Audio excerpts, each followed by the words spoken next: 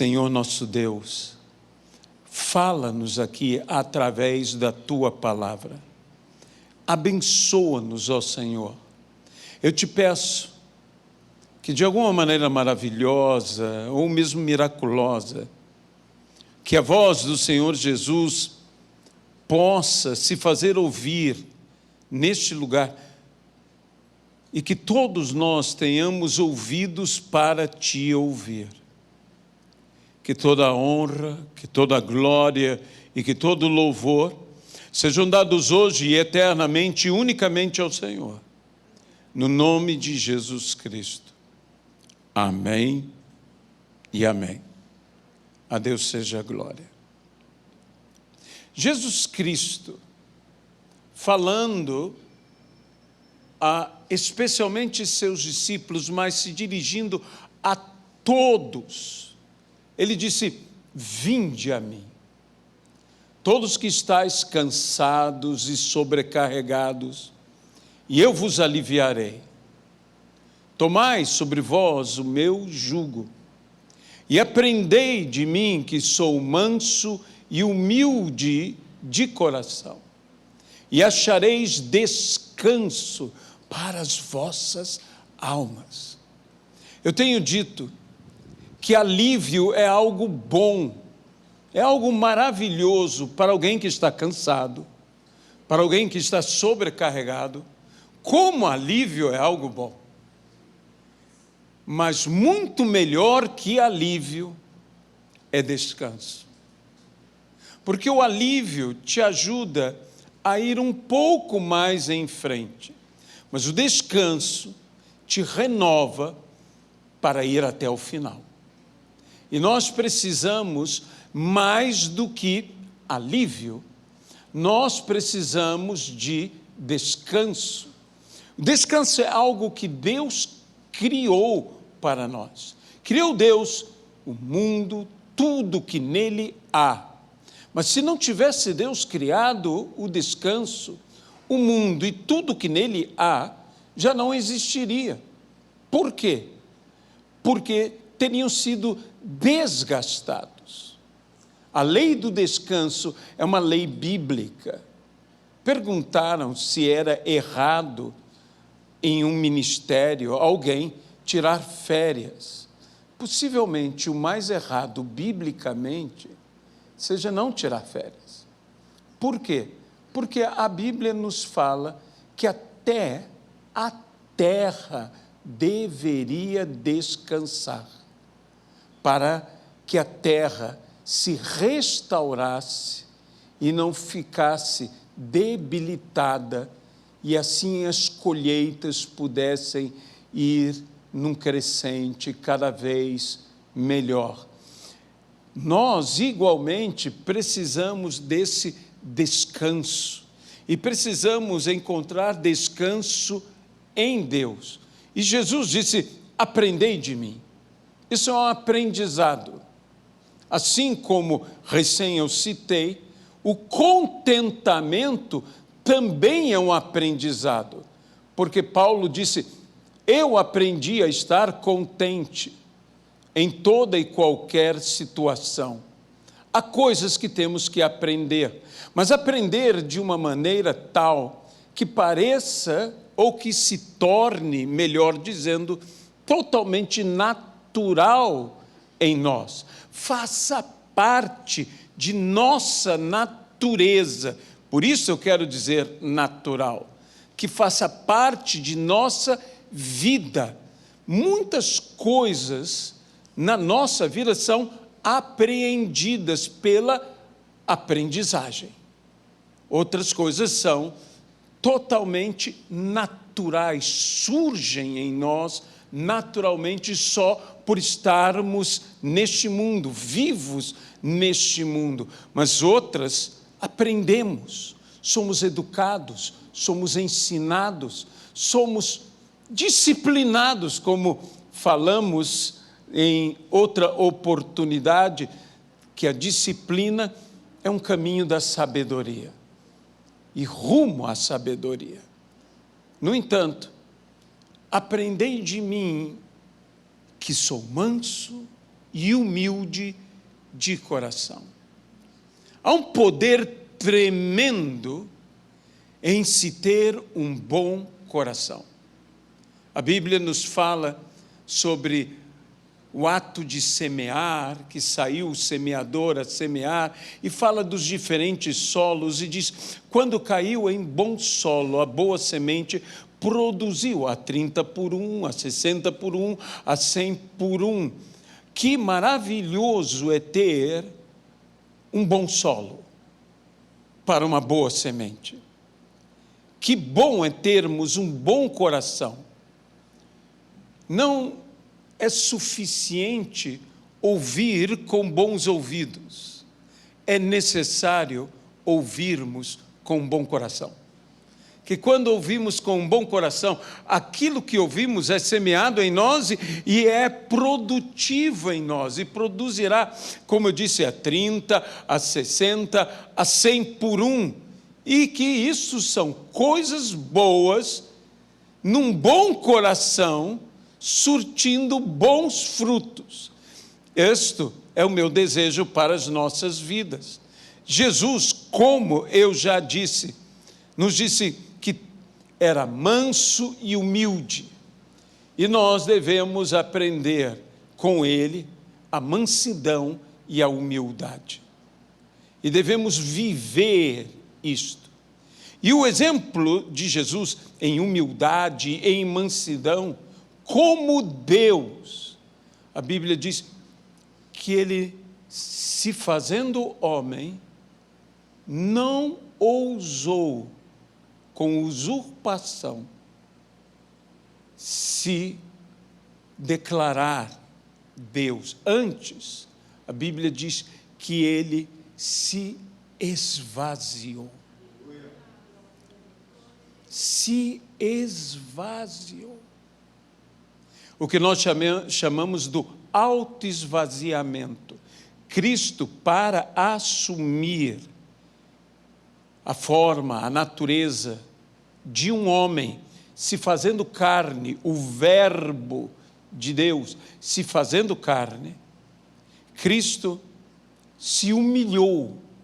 Sabe que essa palavra humilhar no grego, ela também é traduzida como empobrecer ou mesmo mendigar. Mendigou a forma de homem. Esse é o nível de humilhação. Porque Deus, nos amando, nos amou como Deus, como Ele é, de uma maneira plena, absoluta, onipotente, nos amou. Mas não satisfeito em nos amar como Deus, nos amou Deus como Deus não é. Nos amou como homem, se fez homem e nos amou morrendo por nós na cruz do Calvário. E para tal, ele se autoesvaziou. Isso é um princípio muito importante para fazermos a obra de Deus. Deixa-me colocar isso de uma outra maneira. Ninguém pode fazer a obra de Deus cheio de si. Esse é o princípio do autoesvaziamento. Eu não posso estar cheio de mim mesmo para fazer a obra de Deus. Eu tenho que me autoesvaziar. Eu tenho que me tornar manso e humilde de coração. Se você quer saber quem é uma pessoa mansa e humilde, bem, uma das maneiras de entendermos é entendermos o inverso. Um altivo, um soberbo, um arrogante. Alguém cheio de si. Eu não posso estar cheio de mim mesmo para ministrar a palavra de Deus, eu não posso estar cheio de mim mesmo para cuidar de vidas, eu tenho que ser diferente disto. Eu preciso um caminho de humildade, de mansidão, um caminho que eu só posso aprender caminhando com Cristo. Por isso, Jesus, que disse a todos, vinde a mim, disse a outros, segue-me. Meus amados irmãos, ir a Cristo é maravilhoso. Seguir com Cristo é ainda melhor. Eu quero seguir com Jesus, eu quero andar com Ele. Eu vim a Ele, mas eu não quero apenas ter vindo a Ele, mas quando Ele for, eu irei com Ele. Eu andarei com Ele. E disse o Senhor a Pedro: segue-me, Pedro, e eu te farei ser pescador de homens. Segue-me, segue-me. E eu te farei ser o que você precisa ser, o que você tem que ser. Às vezes nós olhamos para nós mesmos diante do desafio que Deus mesmo nos oferece, que se coloca diante de nós, e dizemos: como, Senhor, eu poderei fazer isso? E o Senhor nos responde: segue-me, e eu te farei ser. Se você tentar ser para depois seguir, a minha opinião é que eu fracassaria. Eu não falo a teu respeito, eu falo a meu respeito. Eu fracassaria.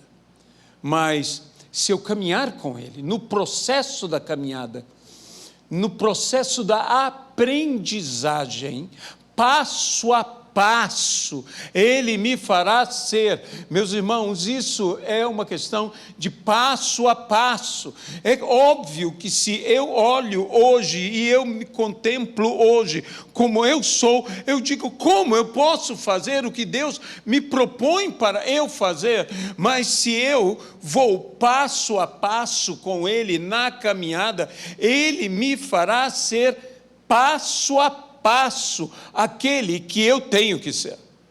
É como Eliseu caminhando com Elias. Na caminhada com Elias, Eliseu se torna um profeta à semelhança de Elias, por conviver, por caminhar com Elias. Na caminhada com Cristo, nós somos transformados de glória em glória e de vitória em vitória, à imagem e semelhança de Jesus Cristo. Somos transformados pelo Espírito Santo. Por quê? Somos transformados pelo ensino. Jesus disse: quando vier o Espírito Santo, Ele vos ensinará tudo o que eu vos tenho dito, de modo que seja bem-vindo o Espírito Santo em minha vida a me ensinar, passo a passo. Hoje um pouco mais. Eu não te peço que você vá de salto em salto. Há muitas pessoas que querem ir de salto em salto, mas isso é uma jornada que você dá de passo em passo. Quando for necessário dar um salto, você saltará. Quando for necessário fazer um voo, você voará. Quando for necessário fazer até mesmo uma corrida, você correrá. Mas normalmente, diariamente, você andará. Você andará. Andará, e nessa jornada, nesta caminhada, o Espírito Santo te ensinará tudo o que Jesus nos disse. Tudo. E quando nós pensamos em ensino, a palavra ensinar, que significa arremessar em direção a um alvo, de uma forma de um ensino correto, é um ensino certeiro, e o Espírito Santo, eu posso te garantir, não erra alvo nenhum. Ele é certeiro em tudo o que o Espírito Santo nos arremessa, nos impulsiona. É arremessar em direção ao alvo, e tinha que ser o Espírito Santo, porque a Bíblia diz que homens santos, profetas, falaram da parte de Deus, e na nossa versão diz movidos pelo Espírito. A palavra movido talvez possa ser mais bem traduzida como impulsionados, arremessados, também encorajados, fortalecidos. Então nós somos movidos, o Espírito Santo nos move, o Espírito Santo nos impele, o Espírito Santo nos impulsiona, o Espírito Santo, o sopro de Deus, nos sopra em direção ao que nós temos que chegar, aonde nós temos que chegar. É assim que o Espírito Santo faz em minha vida, nos ensinando, que nós possamos ser pessoas ensináveis, porque há pessoas que resistem ao serem ensinadas, são rebeldes aos ensinamentos, mas pessoas que têm um coração ensinável, um coração bom para aprender, que amam aprender. Sabe, uma das coisas que eu sempre gostei e continuo gostando é de aprender. Eu gosto de aprender línguas, eu gosto de aprender sobre coisas, eu amo cultura. Talvez muitas pessoas não gostem, mas uma das coisas que eu sou apaixonado é visitar museus. Eu acho maravilhoso poder visitar. Claro, há pessoas que, como minha filha Ingrid, que estava fazendo louvor recentemente por causa da sua formação em belas artes e museologia, eu não aconselharia você a fazer uma visita ao museu com ela, porque ela vai demorar muito mais tempo do que normalmente alguém leva. Mas eu me lembro de uma vez que nós tivemos o privilégio, porque são privilégios, de fazermos uma viagem com parte de nossa família, e Deus nos proporcionou uma passagem em bom preço, e tudo bem facilitado, e nós pudemos estar, eu e Luiziana, junto com Débora, Marcelo, estava Ana também, e nós estivemos em Paris, e obviamente que estando em Paris, não pudemos deixar de ir no Louvre. Meus irmãos, eu gostaria que todos fossem a Paris. E se me permite orar para que você vá a Paris, eu quero orar para que você vá a Paris, sabe? Vale a pena ir a Paris.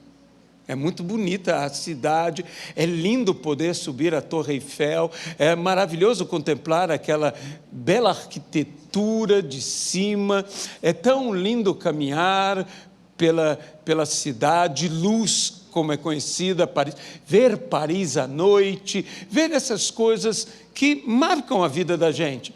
Mas ir ao Louvre é uma experiência extraordinária, em que você terá que ir mais de uma vez a Paris para desfrutar do Louvre, porque o Louvre é impossível de ver em um dia só. Eu me lembro de Marcelo, que teve outro tipo de formação, indo ao Louvre, e não digam a ele que eu disse a vocês, mas ele se emocionou, derramou lágrimas por estar no Louvre. Ele pensou, quando eu poderia sonhar de estar num lugar desse?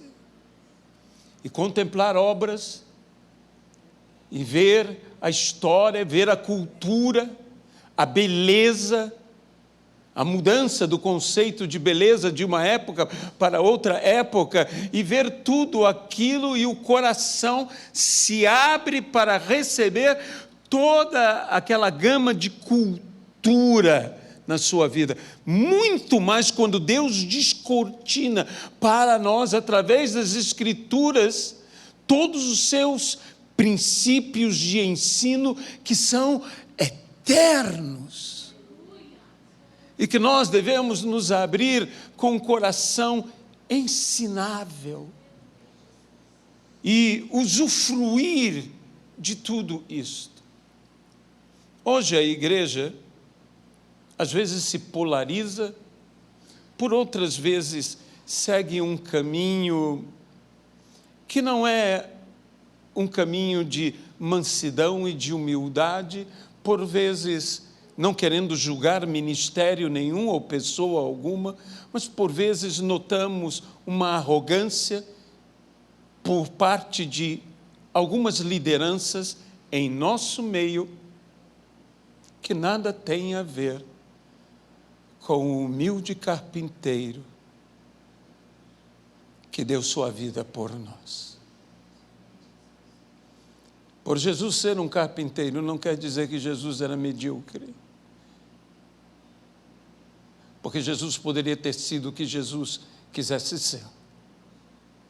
Jesus não abriu apenas mão de um glorioso trono eterno de glória. Jesus abriu a mão de todo o trono de glória dessa terra. O diabo lhe ofereceu a glória deste mundo e Jesus recusou. Recusou por amor a mim, por amor a você, por amor a cada um de nós. E nós também temos que recusar as glórias que nos são oferecidas por Satanás. Porque existe glória superior. O problema de uma glória que não tem peso de glória é que é uma glória vã. É uma glória em vão. E toda glória que é em vão não passa de uma vã glória. Você está entendendo o que eu quero dizer? Nós somos feitos para a glória. Deus quer que nós alcancemos glória e que cheguemos à glória. E para que nós alcancemos a glória, nós alcançaremos de vitória em vitória, pois a Bíblia diz que é de vitória em vitória e de glória em glória, a cada vitória uma glória. Mas essa glória não é somente nossa, essa glória é nossa para que possamos depositá-la a quem merece toda a glória. Como os 24 anciãos que tomaram as suas coroas de suas cabeças e depositaram aos pés do Senhor. Entenda isto, a coroa que nos coroa é a glória, digamos, porque a Bíblia diz que nós receberemos uma coroa de glória. Mas a coroa de glória é mais... Os pés de Cristo são mais dignos de receberem a coroa de glória que as nossas cabeças. E é por isso que a maior glória que nós teremos será tirar a nossa coroa e depositar aos pés do Cordeiro de Deus, que tira o pecado do mundo. Essa é a grande glória. Essa deve ser a nossa grande ambição, nosso grande desejo. Eis aqui, Senhor, o talento que o Senhor me entregou e eu o multipliquei. Eis aqui o que é teu. Isso é o servo bom e o servo fiel. E que nós devemos ser servos bons e fiéis. E como eu tenho dito, cada um serve segundo o que é. Um servo bom e fiel serve bem e com fidelidade. Um servo mau e negligente serve mal e com negligência. Por isso, vamos ser servos bons e fiéis. Mas para que alcancemos a glória, o que Deus nos dá? Nos dá graça. E se é de glória em glória, para que alcancemos a glória, o modo ou o meio pelo qual alcançaremos é de graça sobre graça. E de glória em glória, a glória é adicionada, é somada, mas graça sobre graça é graça multiplicando a graça. Deus te dá muito mais graça que glória, para que, te dando a graça, não haja como não alcançar a glória. Amém? É assim que nós devemos confiar no Senhor.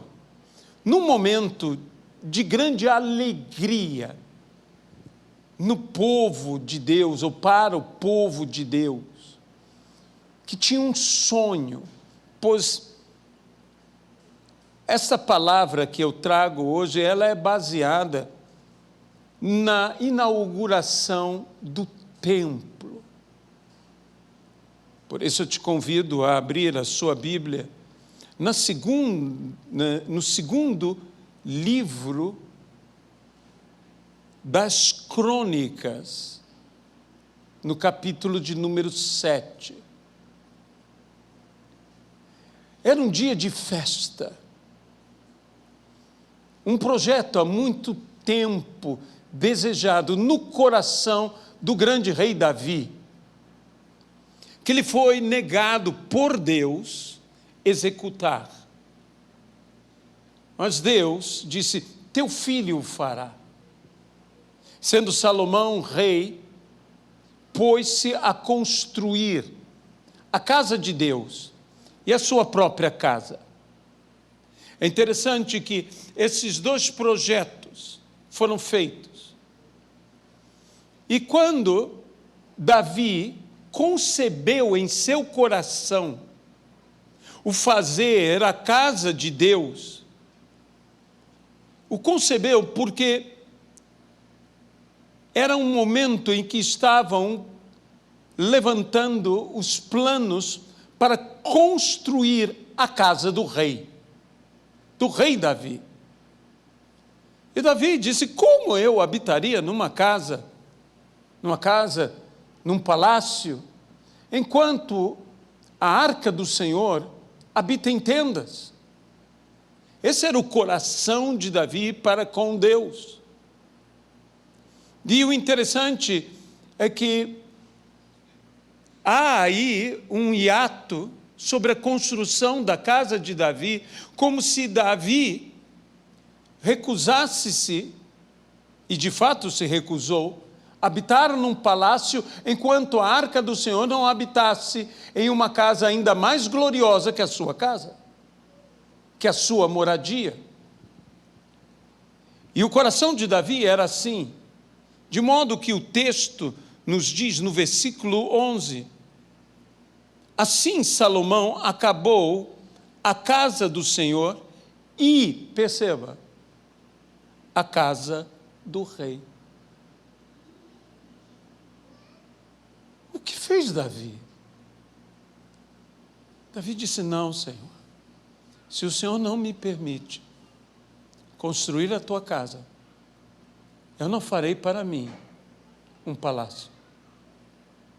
Sabe, Davi não foi um rei para ostentar sua vida régia. Davi foi um rei para reinar. É por isso que quando nós falamos de reino, nós falamos de Davi. Davi cometeu erros?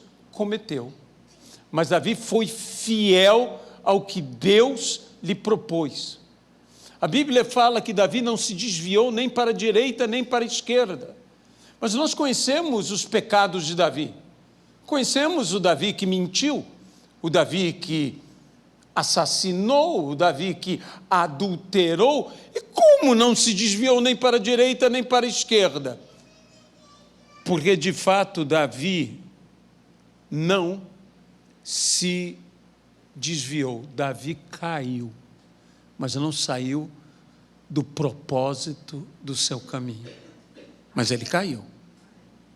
Ele caiu. Outros, diferente, se desviaram. Saul se desviou do que Deus desejava para ele. E, infelizmente, o pobre Saul se desviou. Saiu do trajeto, do projeto, do propósito, do plano que Deus tinha para a vida de Saul. Por isso diz que Deus se arrependeu.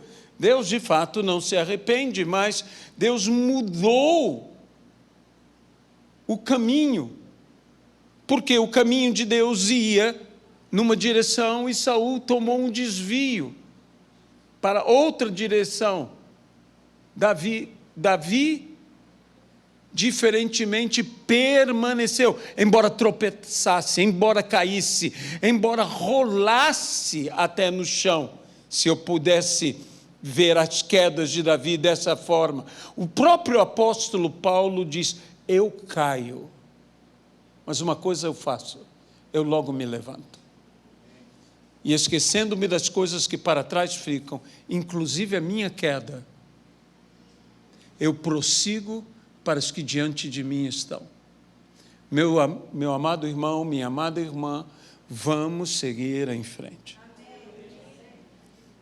Nós falhamos, nós somos gente falha. Paulo diz, não que eu tenha alcançado a perfeição. Se Paulo diz isso, muito mais eu, muito mais nós. Temos que dizer, mas uma coisa eu faço, eu prossigo, eu não desisto, eu vou em frente, eu persisto. E o reino de Deus é tomado assim por esforço, o reino de Deus é tomado assim através de lutas, através de dificuldades, mas pacientemente avançando, passo a passo. Então, a casa finalmente do rei é feita, e a casa de Deus feita. E diz que ele prosperamente o efetuou na construção tanto da casa de Deus quanto da sua própria casa. Eu oro a Deus que essas duas coisas acompanhem nossa vida, que possamos estar edificando tanto a casa de Deus quanto a nossa própria casa, para que nós possamos dizer, eu e a minha casa servimos ao Senhor. E diz, de noite apareceu o Senhor a Salomão e lhe disse, ouvi a tua oração, e escolhi para mim este lugar, para a casa do sacrifício. E no versículo 13, existe a advertência. Um momento de alegria, um momento de felicidade, um momento de júbilo, um momento de festa, de realização. Alcancei o que nós estávamos propondo há tanto tempo, tudo está feito, tudo está lindo, tudo prosperou tão maravilhosamente. Mas Deus diz, se eu cerrar os céus, de modo que não haja chuva, ou se eu ordenar a gafanhotos que consumam a terra, ou se enviar a peste entre o meu povo, se o meu povo que se chama pelo meu nome, se humilhar e orar e me buscar e se converter dos seus maus caminhos, então eu ouvirei dos céus, perdoarei os seus pecados e sararei a sua terra. Estarão abertos os meus olhos e atentos os meus ouvidos à oração que se fizer neste lugar, porque escolhi e santifiquei esta casa para que nela esteja o meu nome perpetuamente. Nela estarão fixos os meus olhos e o meu coração todos os dias. Que Deus abençoe sua palavra. Aleluia. Aleluia. Sabe, Deus não ouve as nossas orações só com os ouvidos. Deus também ouve as nossas orações com os olhos. Por quê? Porque Deus vê a nossa luta, Deus vê a nossa aflição, Deus vê as nossas lágrimas. Orações não são feitas apenas verbalizando com palavras. Lembre-se que Ana, a que foi mãe de Samuel, movia a boca, mas som nenhum saía de sua boca. No entanto, é registrada a sua oração, porque Deus lê lábios, Deus ouve com os olhos, Deus lê corações, Deus ouve os nossos sentidos, Deus ouve a minha dor, a tua dor, a nossa dor. Deus sabe da nossa aflição, da nossa preocupação, da nossa angústia, Deus sabe da nossa luta. Ele diz: meus olhos estão atentos, eu estou olhando para você. E Ele não só está olhando para mim, Ele está olhando por mim. Ele não só me vê, Ele vê por mim. Ele me atende, Ele me socorre, Ele me ajuda, Ele faz isso a cada um de nós. Mas uma palavra de advertência. Tudo estava ótimo. Davi tinha deixado o reino bem. O povo adorava ao Senhor. Salomão tinha feito as escolhas certas. Havia um bom governo. Mas Deus disse: se eu fechar os céus, de modo que não chova, se enviar os gafanhotos, ou peste, praga, se o meu povo, se isto acontecer, ainda há um outro se o mal vier, se eles se converterem, tudo mudará. Se eu mudar, tudo muda. Se você mudar, tudo muda. Sabe, um grande erro na nossa vida é que nós queremos que tudo mude para que nós mudemos. Deus disse: se o meu povo mudar, tudo mudará. Eu tenho que mudar para que tudo mude. Muitas vezes, até mesmo em relacionamentos, eu desejo que minha esposa mude para que nosso casamento mude. Eu desejo que meus pais mudem para que meu relacionamento com eles mude. Eu desejo que meus amigos mudem para que meu relacionamento com meus amigos mudem. Se eu mudar, tudo mudará. E eu direi, não eximindo a responsabilidade de outra parte, eu digo que muitas das mudanças que eu desejo em minha esposa começam na minha mudança. Muitas das mudanças que eu desejo em meus filhos começam na minha mudança. Muitas das mudanças que eu desejo, seja em que nível de relacionamento for, começa em minha mudança. O segredo é minha mudança. Eu quero que meus filhos sejam salvos. Bem, deixe-me mudar a mim. E algo acontecerá com eles. Porque veja bem, Deus está dizendo: se meu povo se converter dos seus maus caminhos, e orar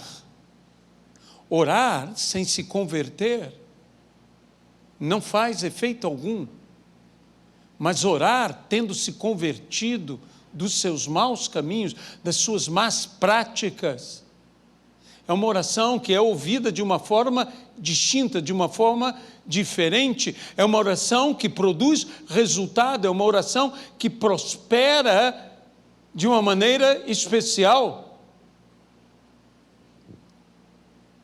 Prosperamente. Se fizer isto, eu sararei a sua terra. O gafanhoto irá embora, a praga desaparecerá, a chuva voltará. A terra dará o seu fruto, prosperará. Se o meu povo, que se chama pelo meu nome, se converter. Meus irmãos, em nossos dias, as igrejas, não toda a igreja, mas as igrejas, têm polarizado até mesmo nas questões relativas à sociedade, relativas à política. Nós enfrentamos um espírito, segundo a palavra do Senhor, que nos fala do anticristo e os anticristos. Há um espírito de oposição e de substituição à pessoa de Jesus Cristo. Há um governo que se opõe ao governo de Deus. E coisa que eu estava vendo sobre estas posições. Entenda, o governo do anticristo, a Bíblia diz, quem tem sabedoria, que entenda o número da besta, e no final diz, é número de homem. E eu quero frisar isso, de homem. O governo de Deus não é desse mundo. O governo de Deus está no coração dos homens. É Deus governando sobre nós. O governo de homens sempre será o governo de homens. A besta governa com um número, e é número de homem, é coisa de homem.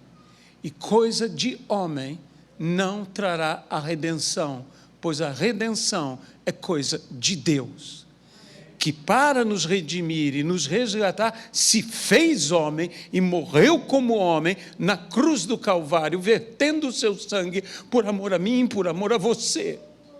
Isso não foi em vão, e eu e você não permitiremos que seja em vão. Nós diremos, valeu a pena. E eu viverei de uma forma que eu mostrarei o quanto vale. Pois disse o Senhor a respeito de Paulo, através dele eu mostrarei o quanto vale sofrer por amor ao Evangelho. Eu quero viver de uma maneira que mostre o quanto vale. O quanto vale. Assim, eu digo o seguinte, se você imagina a besta como uma figura humana, não entrando no mérito, se é um sistema, se é uma pessoa, não entrando no mérito, mas existe um espírito que se opõe a Jesus Cristo. Como uma pessoa, ela tem dois lados. Ela tem um lado direito e um lado esquerdo. Para a direita ou para a esquerda. Saiba que a besta pode agir com qualquer lado. Não é isto que garante. O que garante é que eu não esteja marcado por ela, mas sim com a marca do alto. Não estou falando de política, estou dizendo que não é a política que vai trazer redenção, é a fé, é a graça que vai trazer redenção. E o que o meu povo tem que fazer? Ele tem que se arrepender dos seus maus caminhos, e ele tem que se convertendo, orar. O que nós precisamos é orar. Eu preciso orar pelo meu vizinho, eu preciso orar pelos meus familiares, eu preciso orar pelos meus amigos, eu preciso orar pelos meus inimigos, eu preciso orar pelos políticos, eu preciso orar pelos governantes, eu preciso orar pelos executivos, eu preciso orar pelos empresários, eu preciso orar pelos pobres, eu preciso orar pelos hospitais, eu preciso orar pelos médicos, eu preciso orar por tudo e por todos. Eu preciso orar, eu preciso tanto orar que a Bíblia diz, orai sem cessar. Porque há muitos motivos para orar, para que Deus sare a nossa terra. Deus sare a nossa terra. Eu não sou nem contra nem a favor. Deus chama cada um para o que cada um tem que fazer. Existem alguns chamados que eu louvo a Deus que Ele não me chamou, porque eu não tenho o que fazer, pois não gostaria. Deus não me chamou para ser um político, eu detestaria. Eu já disse aqui, se algum dia eu vier me candidatar, que você me interne, porque eu enlouqueci. Porque isso não tem a ver comigo, tem a ver com outros. eu não fui feito para isso. Eu sou uma pessoa feita para pregar. Eu nasci para pregar. Eu amo pregar. Eu vou pregar até o último suspiro da minha vida. Eu vou pregar o Evangelho. É isso que eu tenho que fazer. Eu amo pregar, eu prego, eu sonho pregando, e quando sonho, estou pregando.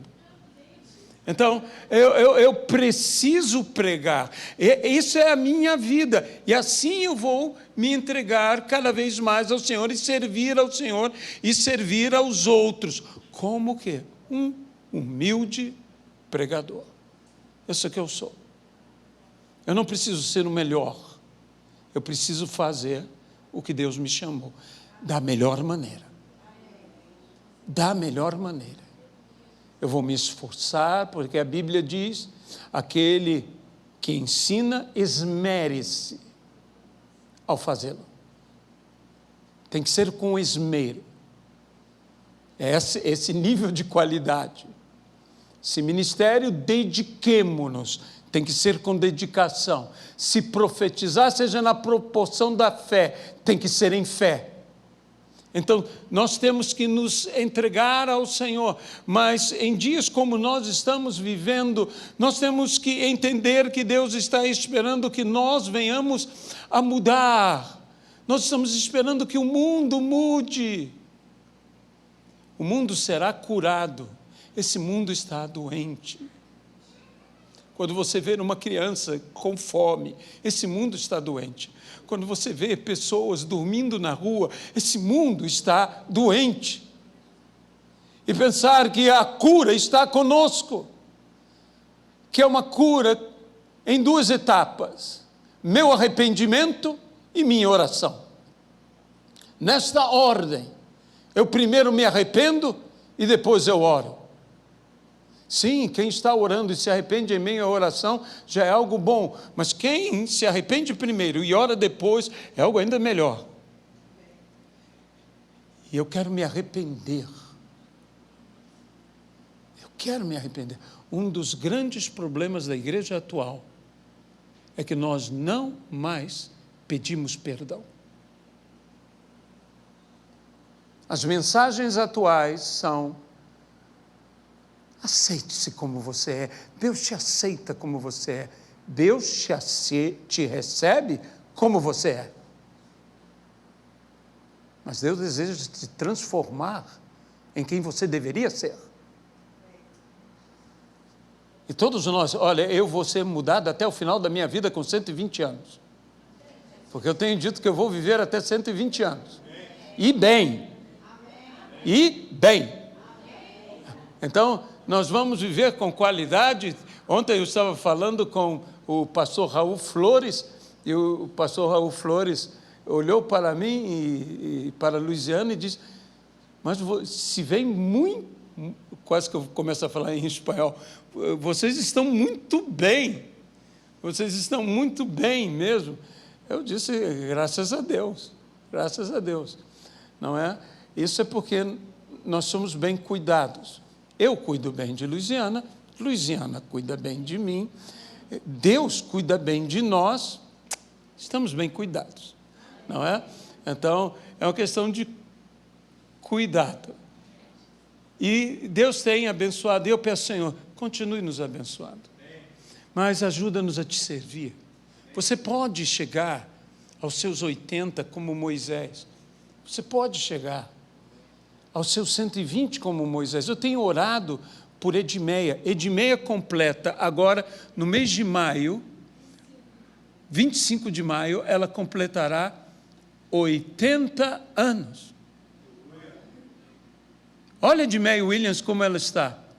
E Edmeia disse para mim, nós falamos por telefone esses dias, desculpe contar essas fofocas ministeriais a você, não é o que a gente conversou por telefone, Mas Edmeia me disse, pastor, você não tem ideia de como está minha vida, minha agenda. Vou fazer 80 anos e eu estou com viagem marcada para estar pregando na Turquia, 2 vezes na Suíça, vou estar nos Estados Unidos, no Canadá e tudo mais. Eu disse, você está querendo que eu peque por inveja?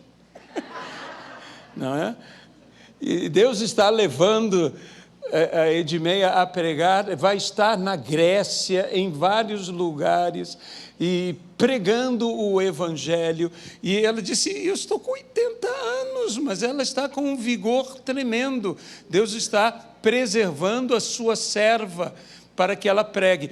E eu aconselho a você, há no YouTube as mensagens da Edmeia. Se você quer ouvir uma boa mensagem edificante de uma mulher de Deus, culta, inteligente e humilde, cheia do Espírito, Edmeia Williams. Edmeia Williams. Né? É ótimo, é ótimo. Edmeia é mamãe. É minha mamãe. Então, se ela me chama de filho, eu tenho, então, digamos, o privilégio de poder chamá-la de mãe. O que, às vezes, leva a um choque para muitas pessoas, porque eu estava chegando em Palmas, Tocantins, e ela diz, meu filho chegou. E quando eu desci do carro, que olharam para mim e disseram, esse é o seu filho? Quando eu abri a boca e falei, disse, a voz é igual. Não é? Ela disse, ela brincou e disse, é que ele nasceu de dia. O outro nasceu de noite, o verdadeiro filho, que é o Glenn, que já foi membro aqui na igreja e hoje está com sua família já lá na Assembleia de Deus de Bom Sucesso, onde Deus está usando e onde ele está sendo ministrado pelo pastor Jaime. Então, meus amados irmãos, há uma cura para esse mundo e ela passa por nós. Temos que ser humildes, temos que nos arrepender. O humilde não tem dificuldade de se arrepender. É a arrogância, a soberba que nos leva a não se arrepender. Eu digo uma coisa a você, o problema dos nossos erros é que são nossos. E quando alguém nos aponta o erro, às vezes até sabendo que erramos, nós levantamos um exército em defesa do nosso erro, só para não nos arrepender. Começamos a argumentar, a dizer, não, coração humilde, quebrantado, é de grande valor, um espírito compungido, aquele que se arrepende, que tem uma contrição dentro de si, é o que nós precisamos ter. Se a igreja fizer isso, se a igreja se mobilizar, dizendo, perdoa-nos, temos pecado, e mudar o seu comportamento, a economia da nossa nação mudará, a saúde da nossa nação mudará, tudo na nossa nação mudará, porque Deus sarará a nossa terra. Eu volto a dizer, essa não é uma mensagem política, eu não tenho aqui, há aqueles que têm visões políticas, eu respeito, seja a visão que for. Eu não estou aqui para falar de política, eu estou aqui para falar de fé. Fé. Fé. Porque minha mensagem, minha pregação se resume a uma pessoa, Jesus Cristo. Paulo diz que ele decidiu nada pregar, exceto a Cristo e este crucificado. Não quero falar sobre outro tema. É a paixão da minha vida. Se chama Jesus Cristo. E a boca fala do que está cheio o coração. Amado e querido Deus, nós nos entregamos nesta manhã de domingo em Tuas mãos. Nós te pedimos, ó Senhor, que nos ajude. Nós abençoamos a nossa nação. Há outros, Senhor, que estão fazendo mobilizações, que estão fazendo trabalhos, conscientizações. Louvamos a Deus por cada uma dessas pessoas. Mas a visão que Deus nos deu é de pregarmos a Cristo. E seríamos infiéis se não pregássemos o que fomos chamados para pregar. O peso que Deus colocou sobre nós é orarmos, nos arrependendo dos nossos maus caminhos, nos convertendo, confiando convictamente que o Senhor sarará a nossa terra. É o que nós te pedimos, Senhor. No nome de Jesus Cristo. Abençoa todos nós aqui. No nome de Jesus. Amém e amém. Meus amados irmãos, eu quero dar ainda um aviso muito importante. Aliás, dois. Na próxima quarta-feira, nós teremos um culto especial para casais. E o nosso diácono, Paulo Sérgio, justamente com a sua esposa, Cláudia, eles estarão trazendo uma ministração nesse dia para todos os casais. Ele não é um culto restrito a casais, como o culto que nós fazemos para mulheres, ou culto que nós fazemos para homens. Não é apenas para homens, não é apenas para mulheres, mas é principalmente para homens, principalmente para mulheres. Prestigie. E você que é casado, venha.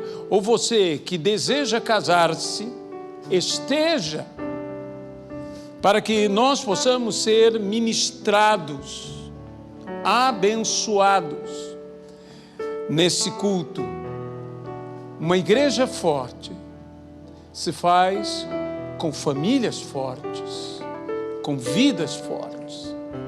E nós precisamos investir nas vidas e investir nas famílias. E uma das coisas importantes nas famílias são casais. Então, não é um docinho, mas vamos sair daqui todos bem casados. Amém? Todos bem casados. Vamos todos aqui ter este momento da parte de Deus sendo abençoados.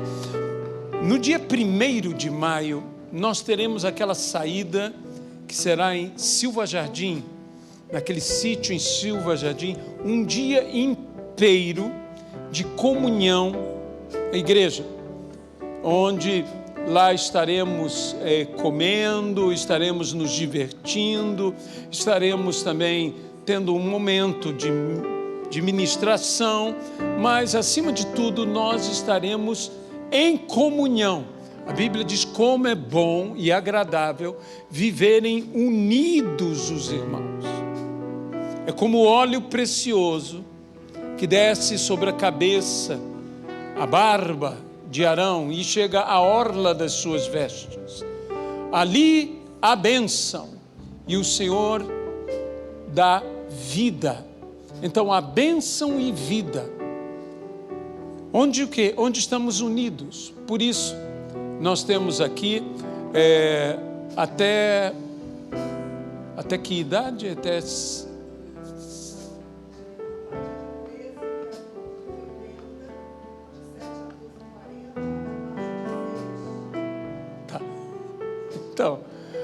Então, são esses os preços que está incluído a alimentação, a hospedagem lá e tudo mais em Silva Jardim. Nós precisamos nos inteirar de todos que vão e os que têm carro e as vagas que há nos carros. Por quê? Porque queremos comportar todos e ver se houver necessidade de alugar uma van, alguma coisa. Dessa forma, nós o faremos para que todos possam ir. E adultos são 80, de 7 a 12 anos, crianças são 40 e abaixo de 7 anos não paga. Então, nós teremos esse dia de comunhão lá. Vamos aproveitar o máximo, porque Deus derrama o seu Espírito quando estamos juntos. Estamos também nos alegrando juntos. Amém?